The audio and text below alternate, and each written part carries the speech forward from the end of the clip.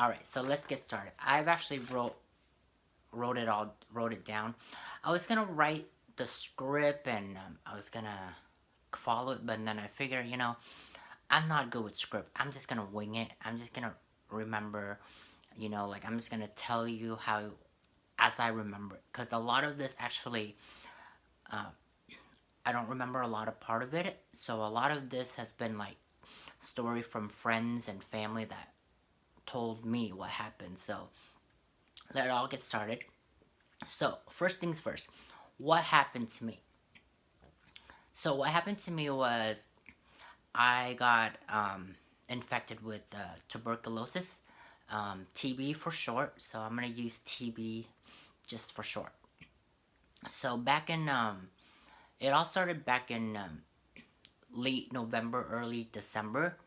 I was having like I was having cough problem. Like I was just constantly coughing, but it came and go. It comes and goes. So I didn't pay much attention to it. And when I came back to Seattle from Orange County to Seattle to visit my family during Christmas, so from Christmas to after New Year, I was in Seattle with my family, and I remember just coughing really badly at night. Like it was like very dry cough, like literally like I was like a dog coughing all night long. So again, I didn't pay attention much to it. I'm thinking, oh, it's just a common cold, whatever. So I was just taking my NyQuil, my cough medicine, and all these cough remedies to help me feel better.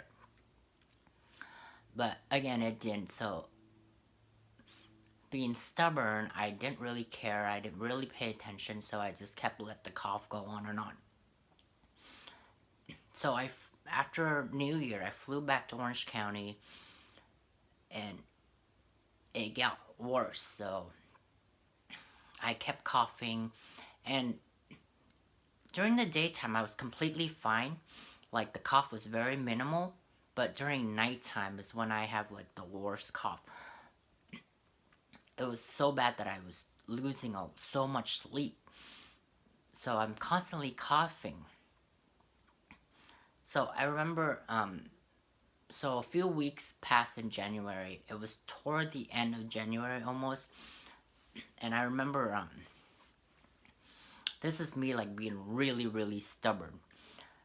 I was coughing up everything I eat. So everything, whatever I eat, there's certain thing that will pass perfectly fine, but anything that's like little grindy, like sugar or anything like that, I would just cough so much that it's like literally I thought I was dying. So again, I didn't think much of what was going on. Like I would just think, oh, common cold, but I was getting so annoyed because I was losing so much sleep, and weight has been like constantly dropping, and I'm getting super super weak. So one night I was so weak I couldn't even move. And so I called up like all my friends. I'm like, "Can you pick up me some soup? Can you pick up me some soup?" Of course, everyone was busy. Everyone has work and school. The only person one person came to my rescue, my ex Vincent, who I called up last person I would call, and called him up. I'm like, "I'm really sick. I can't get out of bed. Can you bring me some soup?" And that was the last thing I remember. I remember talking to him, and that was it. Like, I couldn't remember anything else. So, from what he told me was when he brought the soup over, was already I was throwing up blood and I was unconscious, like, in my bed. So he freaked out and called 911 and took me in the hospital. And I guess at that time I was kind of still conscious because I gave him the password to my phone so he can call my parents or whatever. And my parents said they remember talking to me. They remember, like, me telling them, oh, you know, can you fly down the next flight down as early as possible or something like that. But in my mind, I could not remember having that conversation or even talking to them. So during that whole time, I was pretty much it. I was gone. I was out of it. My my parents flew down from Seattle. They didn't know what's going on. Like the doctor couldn't disclose that information with them because they are not on the contact information. So Vincent has to go and break the news to them and tell them what happened. And basically at that time, the doctor told my parents, told my family, and they're like, he's not gonna make it. So mentally and emotionally, physically prepare for that. We don't think he's gonna make it, and it's a slim chance that he'll pull out of this situation.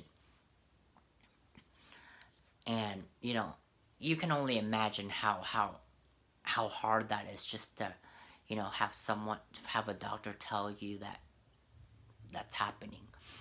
So I guess during that time, they thought I was gonna make it. Like literally all nurses in the hospital were like, he's 98% gone. He was not gonna make it. So family, friends, and everyone just kind of pour in to like visit me, kind of see me like one last time.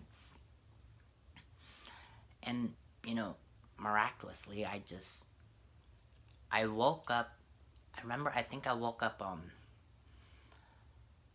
February like 6th or something like that. I woke up like a few days during the Chinese New Year, and I remember waking up and I was like, seeing my parents. I was like, Happy New Year, you know. Like, but I was still super weak, so I was pretty much out of it during between the end of January till early February. So once I got better, the treatment and everything has gotten better. Um, it's been about 2 months. So 2 months in the hospital trying to treat my tuberculosis. So by March, I was released from the hospital in Fountain Valley, and I was unable to travel anywhere because due to the TB hasn't been under control. So the health department of Orange County, they put me into this apartment, but quarantined me from everything. Like I can't have contact with anyone. It was basically just me on my own the whole time, with constantly doctor visit and medicine taken. I was there for about, so I was in quarantine for about a month. And after that, during that time, like I started to get weak again. Like my legs were swollen. Literally, it was like that girl from Willy Wonka when she eat and she poofed up. Like that's my legs. Like I was having urinate problem. My bladder was having problem. Um, I was having a hard time swallowing again, and I wasn't able to walk. Like even getting myself out of bed was such a hassle. Like in and out, and I was constantly having diarrhea, and like it was uncontrolled bladder and everything. I was getting very frustrated, and all the medicine, like I wasn't able to swallow my medicine, and I knew like something wasn't right, but I wanted to go back to Seattle. Like I wanted to go back to Seattle just so I can be around families. So we went to see a care provider for me during that time, and we asked about the situation, if I were to fly home or whatnot. So health department cleared me, and I was ready to fly or go home or whatever. So health department gave me an okay stamp that I was clear. Went to see my care provider and asked him about, you know, the possibility of flying home and stuff like that. He recommended that I don't fly home because the air pressure would compress my lung and I could die. But I was being stubborn again. I was like, I don't care. I just want to go home. Like, I just take me home. Like, just fly home. And I'm like, I'm fine. I'm totally fine. But my legs at that time kept getting swollen and swollen and more swollen. And I was in and out of the emergency. Came in the first time, and I told him, I'm like, I have TBs, I'm under treatment and everything. I'm just here because I'm having a hard time swallowing and my legs are swollen. And there's a problem with like bladder and urinate problem. Of course, they didn't really focus on that. They're just like, oh, you have tuberculosis. We need to treat that. And I'm getting frustrated. I'm like, bitch, I just told you I have TBs and I'm under treatment. I'm here for this reason and this reason. I was so mad. I was like, forget it. I'm going home. So, checked out of the emergency room. Went back. A few days later, I'm back in the emergency room. So, this happened for about 2-3 times. And by the third time, I was so mad. I was like, I'm here for this reason. You need to check this out so I can go back to Seattle. And they're like, no, you have TB. We need to figure out, I'm like, I just told you I have that and I'm under treatment. I'm here for this and this reason. So, after all of that, I was in the hospital again for another few days. And then, so by the end of March, I checked out of the hospital and went back to Seattle. So we decided not to fly, and my uncle from Seattle drove down, and then they drove me home. So this whole time, everyone is like, oh my God, praying to God that he'll make it. If he can make this, he'll be fine. All the doctor, everyone was super concerned because I was so weak that, and then this car ride was going to be a 2 days drive. And you can tell how worried everyone is at this time, because 2 days in a car with me being so sick, there is a chance that I'm not going to come out of this at all. So we made the trip, and we made pit stop here and there because, they have to clean me and change me. And I'm literally laying in the trunk, as comfortable as I can. And for 2 days, I couldn't eat, I couldn't do anything. Only thing I could do was chew on ice. Ice was the only thing I was living on for 2 days straight. So, by the second we got home, and I was doing okay the first few days, and then by like the 4th or the 5th day, I wasn't feeling right. Like, I'm like, something is not right, I told my parents, I'm like, I need to go to the hospital. And at that time, I was, health department from Seattle and all the, the specialists, they had to make house visit for me because I couldn't get out of the house. I was so weak. And by the time they got to the house, they saw that I was so weak that they were scared. So we have to go into the ER again. And here I am going back into the emergency room. I don't remember much again.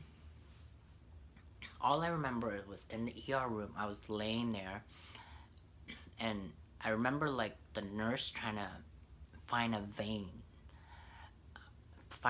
so that she can poke in IVs and get some blood and do all the tests. But they were having so much problem, they couldn't even find my vein. My vein has shrunk up so much. to the point where it's like non-existing. And that was the last thing I remember. I rem- and then I was out of it again. And so here again, and we are in April now. So 2 months, 3 months after getting released from California hospital, I am once again in the hospital in Seattle, Washington. Once again, my parents get slapped in the face with that news that it's lucky your son made it the first time, but there's the chance he's not gonna make it out of this the second time. So I suggest that the family prepare emotionally and physically for him not coming back from this. So once again, my parents' heart literally just shattered once again, after they finally rescue me from one hell, pull me out of hell, and literally bringing me back to life just to get that heartbreaking news again that your son's not gonna make it out of this. And a few days later, I don't, maybe a few days, a week, I woke up. I woke up scared because I woke up with all these tubes and all these wires in me. There's a tube in my nose, there's a tube down my throat, there's like wires all over me. And they were very thorough about this. They figured out why I wasn't swallowing properly, why I was bloated, why I encountered the TB. So the with that, they when they know that I had TB, California, they contacted everyone that has associated with me during around those period of time to see if anyone was new to the country, if I've interact with someone that just came from, if I left the country or interact with someone that just came from another country. But it took them from all the way up to Seattle to figure out that the TB virus has been in my system since I came from Vietnam when I was 7. So it's been in the system, but because I was, my immune system was strong, I was healthy, it suppressed and it hold down the TB very, very well. But during that November month, I was depressed, I was stressed, I was sad, I wasn't eating properly, I was, you know, all over the place, and I was just stressing.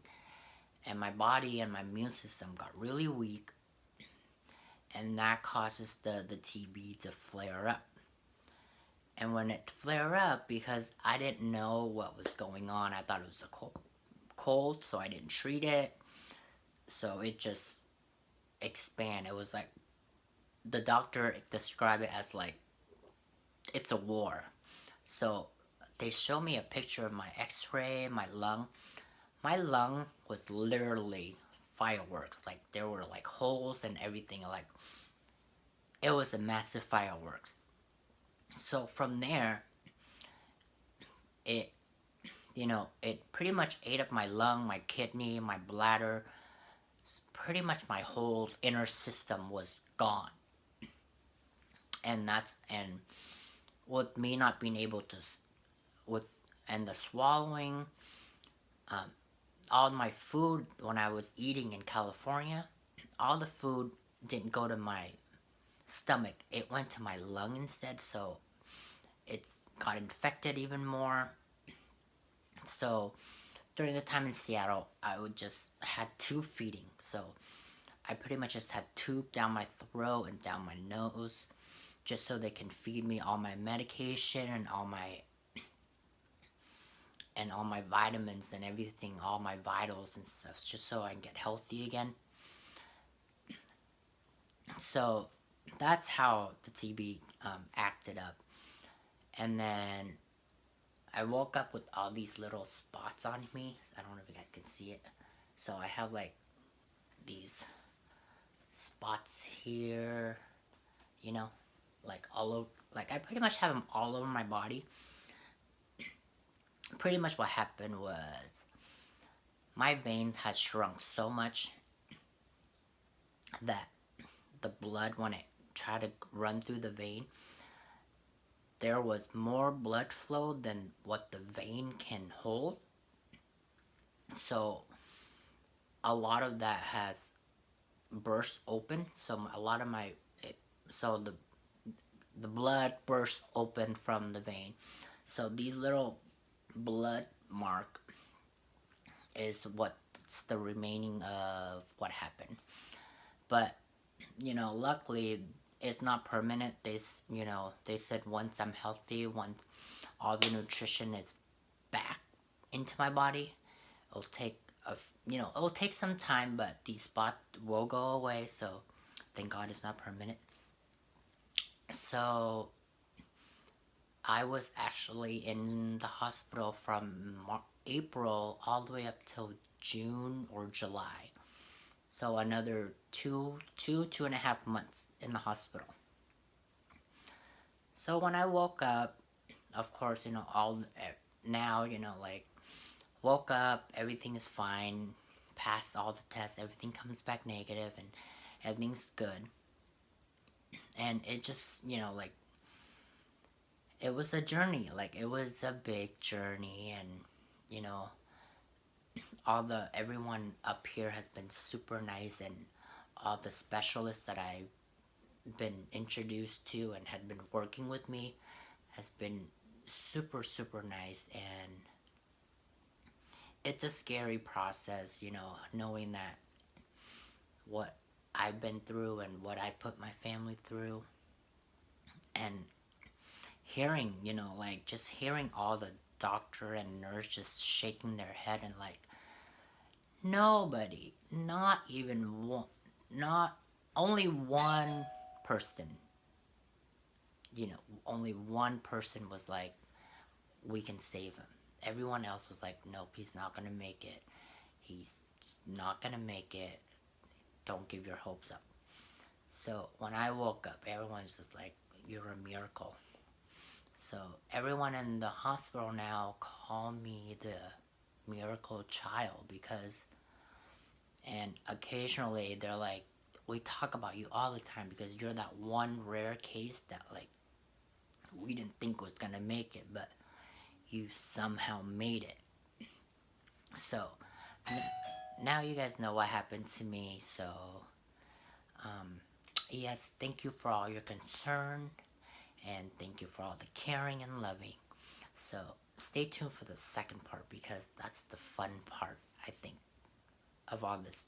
I try to make it, yeah, it's a sad story, but try to make it fun. So the second part will be more fun and more fascinating.